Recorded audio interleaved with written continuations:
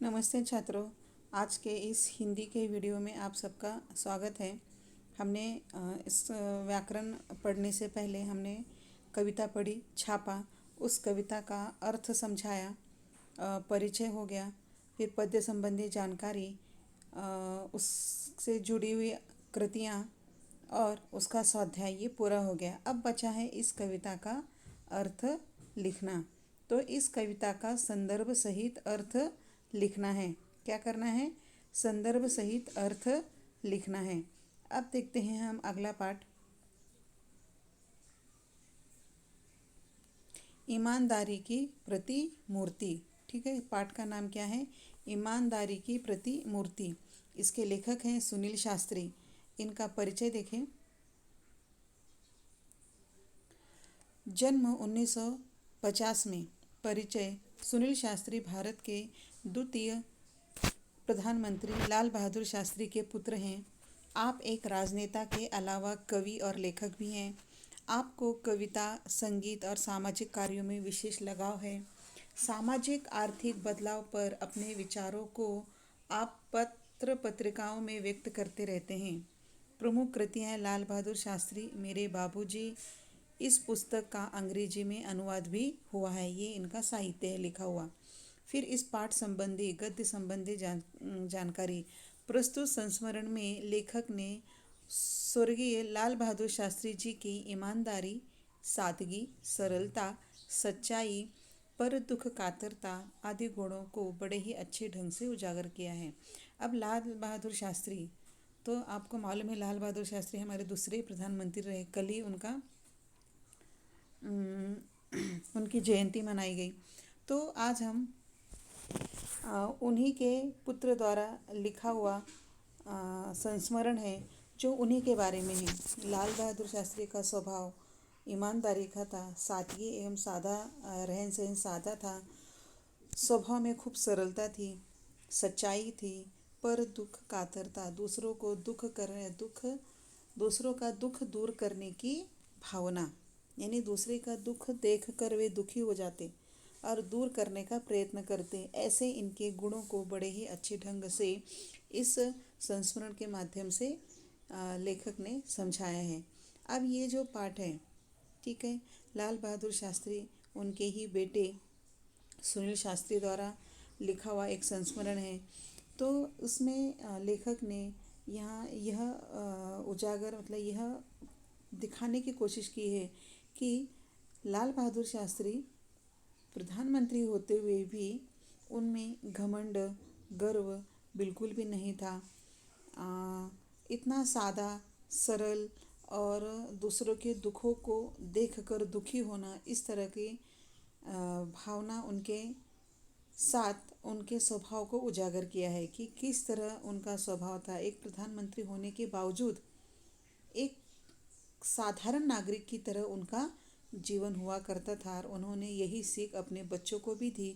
तो वही अनुभव सुनील शास्त्री जी यहाँ हमारे साथ बांटना चाहते हैं।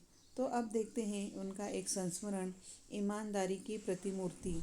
जिस तरह हम सच्चाई के लिए राजा हरिश्चंद्र का नाम लेते हैं, सच्चाई की मूर्ति, वैसे ही ईमानदारी की प्रतिमूर्ति यानी लाल बहादुर शास्त्री। तो उनके द्वारा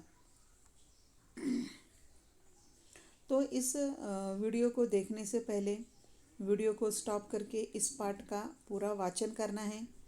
क्या करना है? इस पाठ का पूरा वाचन करना है और उसके बाद इस वीडियो को देखना है। तो अब देखें इसमें।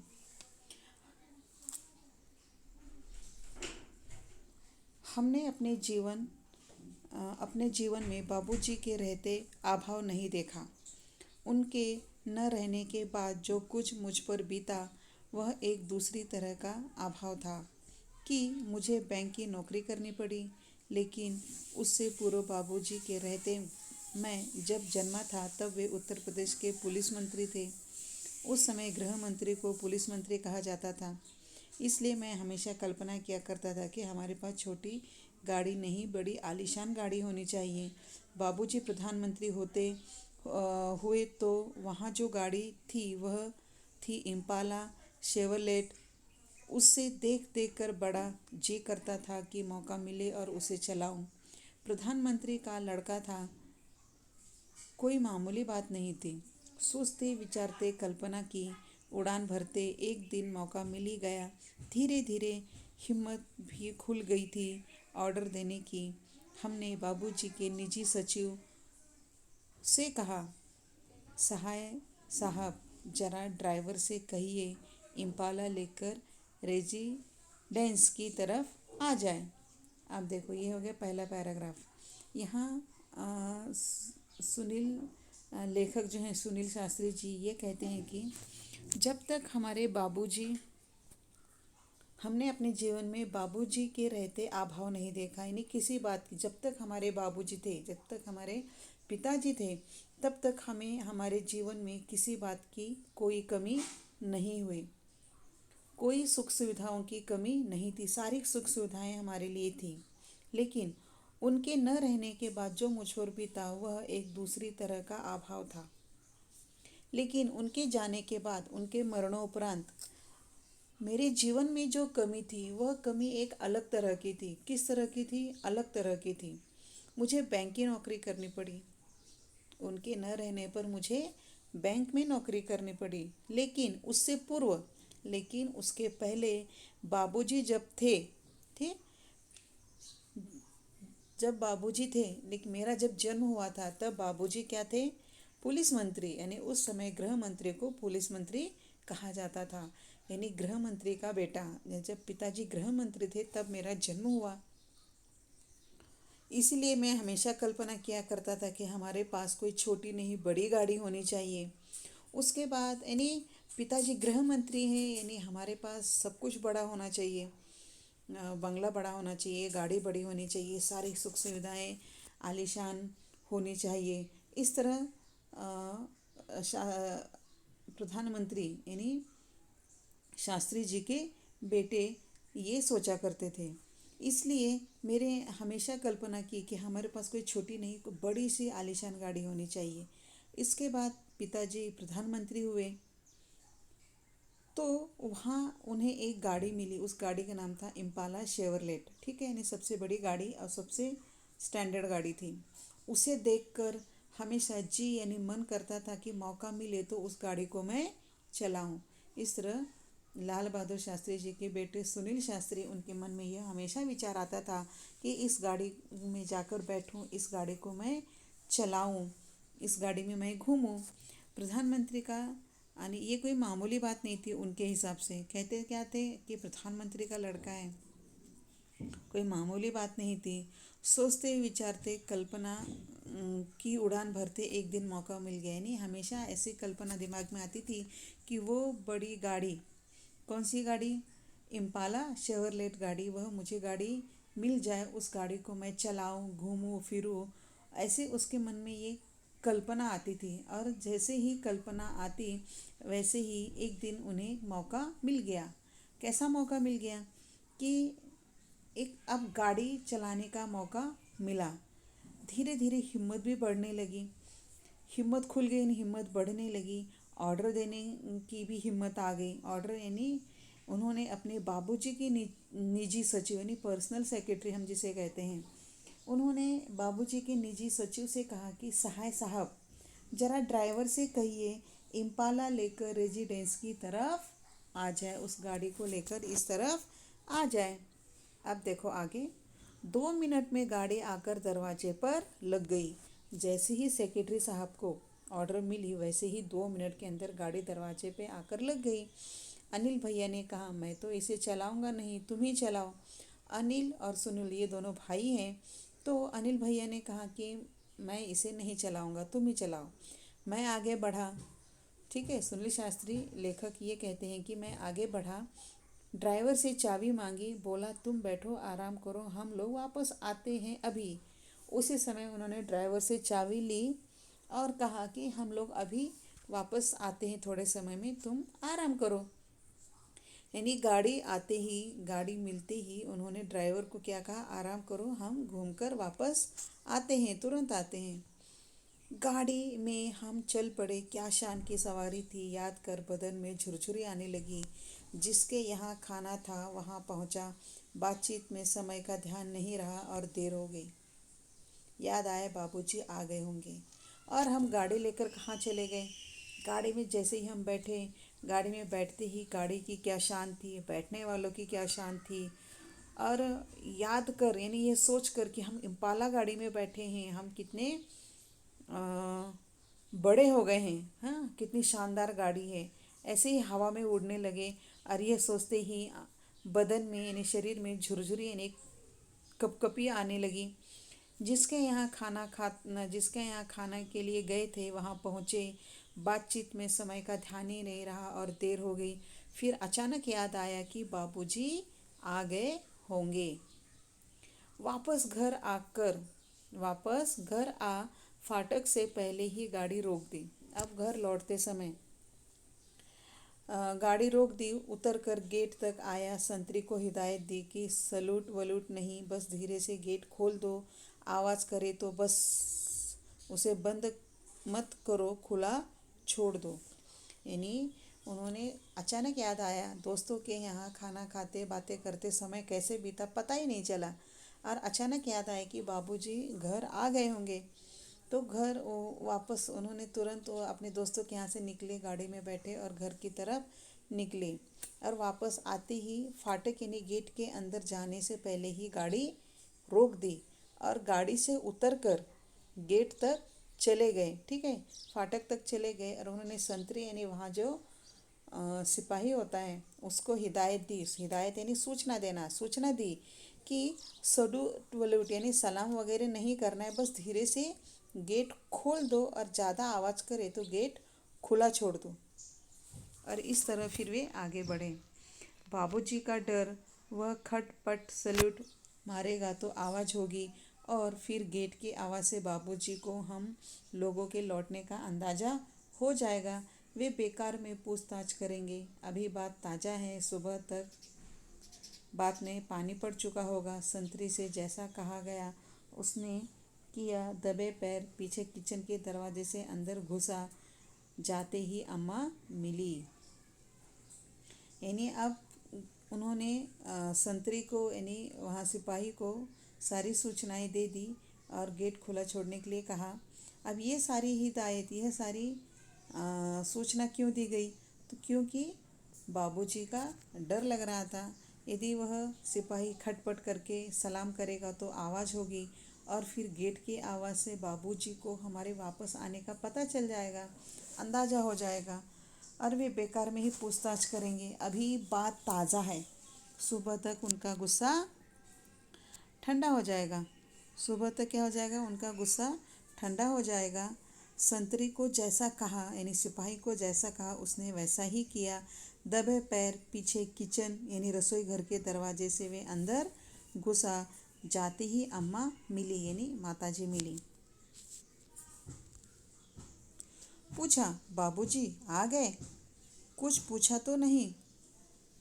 तो अंदर जाते ही पूछा, यानी लेखक ने पूछा, बाबूजी आ गए? कुछ पूछा तो नहीं? बोली, हाँ आ गए, पूछा था मैंने बता दिया। तो माँ ने कहा, तुम्हारे बाबूजी ने पूछा, मैंने उन्हें बता दिया। आगे कुछ कहने की हिम्मत नहीं पड़ी। इतना बोलते ही डर लगने लगा यह जानने सुनने की बाबूजी ने क्या कहा। फिर हिदायत दी, सुबह किसी को कमरे में मत भेजिएगा। अब आगे बाबूजी ने क्या कहा होगा यह सुनने की हिम्मत नहीं थी। उन्होंने दोनों ने क्या किया, माँ को सूचना दी। कहा कि सुबह हमें जल्दी मत उठाना, सुबह कमरे में किसी को भी मत भेजिएगा। रात देर हो गई है, सुबह देर तक सोना है, तो सुबह कमरे में किसी को मत भेजिएगा। क्यों? क्योंकि बहुत रात हो गई है और हमें देर तक सोना होगा। सुबह 5:30 पौने 6 बजे किसी ने दरवाज़ा खटखटाया। नींद टूटी। मैंने बड़ी तेज़ आवाज़ में कहा, देर रात को आया हूँ, सोना चाहता हूँ, सोने दो। यह सोचकर कोई नौकर चाय लेकर आया होगा जगाने। लेकिन दरवाजे पर फिर दस्तक पड़ी। झुंझलाता जोर से बिगड़ने के मूड में दरवाजे की तरफ बढ़ा। बड़बड़ाता हुआ दरवाज़ा खोला। पाया बाबूजी खड़े हैं। हमें कुछ न सूझा, माफ़ी मांगी। बेध्यानी में बात कह गया हूँ। वे बोले, कोई बात नहीं, आओ आओ, हम लोग साथ में चाय पीते हैं। तब आप लेखक ने माँ को यह सूचना दी थी कि हम देर रात से आए हैं, तो हमें सुबह बहुत देर तक सोना है या हम बहुत देर तक सोएंगे, इसलिए सुबह किसी को भी कमरे में मत भेजना। और सुबह होते ही 5:30 पौने 6 बजे किसी ने दरवाज़ा, लेखक के कमरे का दरवाज़ा खटखटाया। वैसे ही नींद टूटी, यानी नींद से जाग गया। मैंने तेज़ आवाज़ में कहा, देर रात को आया हूँ, सोना चाहता हूँ। ठीक, जोर से सूचना दे दी। तो यह सोचकर कि कोई नौकर होगा, नहीं सोचना क्यों दी, सोचा कि कोई नौकर आया होगा दरवाज़ा खटखटाने। उस नौकर को सूचना दे दी कि मैं रात को देर से आया हूँ, देर तक सोना चाहता हूँ। लेकिन दरवाजे पर फिर दस्तक हुई, यानी फिर से किसी ने दरवाज़ा खटखटाया। झुंझलाता हुआ जोर से, बिगड़ने के मूड में, यानी झुंझलाता हुआ और गुस्से में वह बड़बड़ाते हुए आगे बढ़ा। दरवाज़ा जैसे खोला, पाया यानी देखा तो सामने बाबूजी खड़े थे। हमें कुछ ना सूझा, माफ़ी मांगी। हमें कुछ भी समझ में नहीं आया और पिताजी से माफ़ी मांग ली। बेध्यानी में बात कह गया, यानी ध्यान ही नहीं था उसमें, मैं यह बड़बड़ कर गया। वे बोले, कोई बात नहीं, आओ आओ, हम लोग साथ में चाय पीते हैं। हमने कहा, ठीक है। बस जल्दी से हाथ मुंह धो चाय के लिए टेबल पर जा पहुँचे। लगा उन्हें सारी राम कहानी मालूम है, पर उन्होंने कोई तर्क नहीं किया, ना कुछ जाहिर होने दिया। हमें ऐसा लगा, लेखक कहते कि हमें ऐसा लगा कि पिताजी को सब मालूम होगा, पिताजी को सब मालूम होगा, लेकिन उन्होंने कुछ भी हम पर जाहिर, यानी हमें पिताजी को कुछ मालूम है ऐसा कुछ भी उन्होंने नहीं दिखाया। और हम लोग सब कुछ देर बाद चाय पीते पीते बोले, अम्मा ने कहा, तुम लोग आ गए हो, पर तुम कहते हो तो रात बड़ी देर से आए, कहाँ चले गए थे। तब वहाँ अचानक माँ आती है और माँ कहती है कि रात को तुम लोग देर से आए हो, देर से आए हो तो फिर कहाँ गए थे। जवाब दिया, हाँ बाबूजी, एक जगह खाने पर चले गए थे। उन्होंने आगे प्रश्न किया, लेकिन खाने पर गए थे तो कैसे। जब मैं आया तो फिएट गाड़ी गेट पर खड़ी थी, गए कैसे। तब उन्होंने प्रश्न किया, लेकिन खाने पर तो गए तुम लोग, ठीक है, लेकिन कैसे गए। जब मैं आया तो फिएट फिएट एक गाड़ी, दूसरी गाड़ी, वह गाड़ी यहाँ खड़ी थी, तुम लोग गए कैसे। तब उन्हें कहना पड़ा, हम इम्पाला शेवरलेट लेकर गए थे। बोले, ओह, तो आप लोगों को बड़ी गाड़ी चलाने का शौक़ है। तो पिताजी ने कहा, अच्छा ठीक है, तुम्हें बड़ी गाड़ी चलाने का शौक़ है। बाबूजी खुद इम्पाला का प्रयोग न के बराबर करते थे और वह किसी स्टेट गेस्ट के आने पर ही निकलती थी।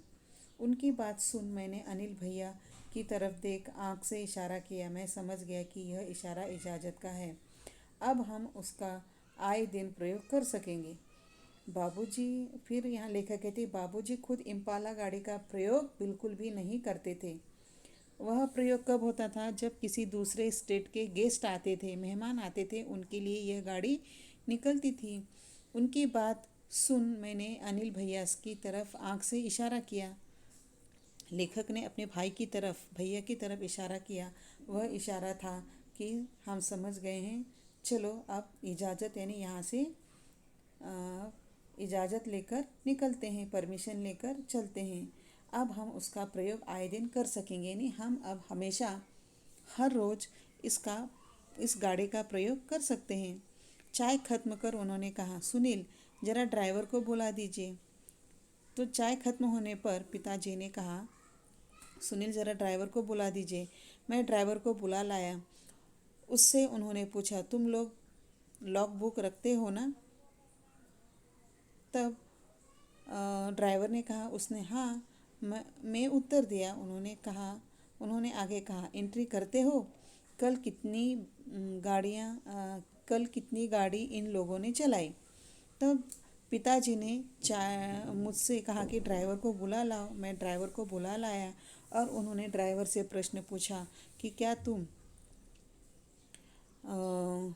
लॉग बुक रखते हो। लॉग बुक यानी जिसमें एंट्री की जाती है, आने जाने वाले व्यक्तियों का नाम लिखा जाता है। गेट पर खड़े हुए व्यक्ति क्या करते हैं, अब प्रधानमंत्री हैं या कोई भी बड़ा ऑफिसर हो तो उनके घर आने जाने वाले की एंट्री यानी नाम लिखे जाते हैं, तो उसे लॉग बुक कहते हैं।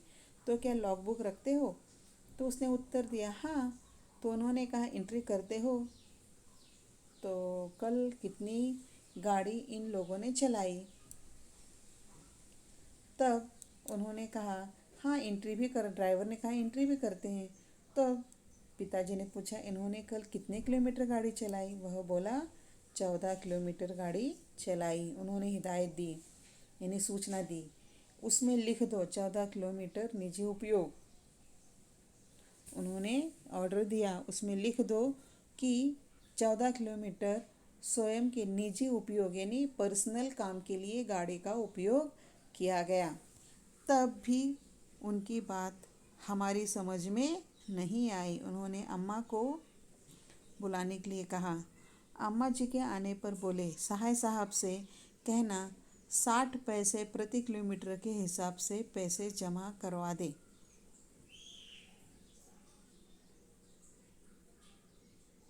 उसके बाद उन्होंने माताजी को बुलवाया और माताजी से कहा, अपनी पत्नी से कहा शास्त्री जी ने कि सहाय साहब से कहना कि 60 पैसे प्रति किलोमीटर यानी 14 किलोमीटर जो गाड़ी चली है उसका 60 पैसे 1 किलोमीटर का है, तो 14 किलोमीटर के हिसाब से पैसे साहब जी के पास यानी सहाय साहब के पास जमा करवा दे। इतना जो कहना था कि हम और अनिल भैया वहाँ रुक नहीं सके। जो रुलाई छूटी वह कमरे में भाग कर पहुँचने के बाद भी काफ़ी देर तक बंद नहीं हुई। दोनों ही जन देर तक फुट फुट कर रोते रहे। उसके बाद इतना कहने के बाद पिताजी के इतना कहने के बाद कि जितने किलोमीटर गाड़ी चली है उसके हिसाब से पर्सनल सेक्रेटरी के पास, ठीक है, निजी सचिव के पास पैसे जमा करवा दे। और यह बात सुनते ही दोनों भाई वहाँ रुक न सके, दौड़ते हुए अपने कमरे में चले गए और वहाँ इतनी रुलाई छूटी, इतने रोए कि रुकने पर भी रुलाई नहीं रुक रही थी और हम फुट फुट कर रो रहे थे।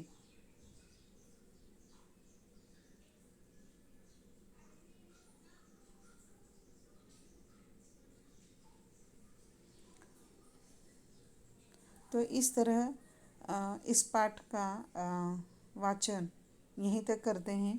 बचे हुआ पाठ अगले वीडियो में समझाऊंगी। तो अब आपको इसमें करना क्या है कि पहले पाठ कविता का संदर्भ सहित अर्थ लिखना है और इस पाठ का पाठ परिचय और गद्य संबंधी जानकारी लिखना है। तो इस वीडियो को मैं यहाँ समाप्त करती हूँ। धन्यवाद।